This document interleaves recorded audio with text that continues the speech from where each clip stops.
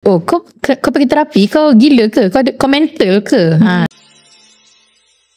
Nama saya Dr. Atif Yusof. Saya memang pakar anxiety. Saya kaji macam mana anxiety to itself. Saya juga kaji macam mana turn anxiety tu jadi ability. I think kat Malaysia masih lagi ada stigma tau. Oh, kau pergi terapi, kau gila ke? Kau mental ke? So macam mana doktor nak bawa kesedaran ni kepada orang di luar sana? Betul, saya setuju. Saya setuju benda tu. Sebab setiap kali saya nak dapat klien atau patient kita panggil nak datang jumpa saya ni, selalunya diorang pertama kali tu paling susah. Sebab faktor utama ialah stigma. Orang akan cakap, especially kalau kita cakap dengan parents kita kan, tak tahu, anak aku dah gila ke? Kena buatan orang. Pergi jumpa ustaz.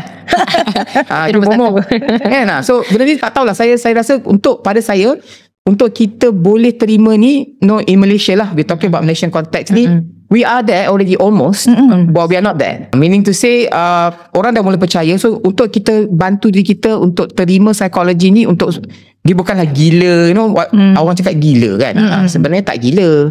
Tapi how to make people understand, kita kena advocacy. Advocacy maksudnya saya selalu cakap lah, jangan risau. Orang tadi besar saya kata jangan risau. You in good hands.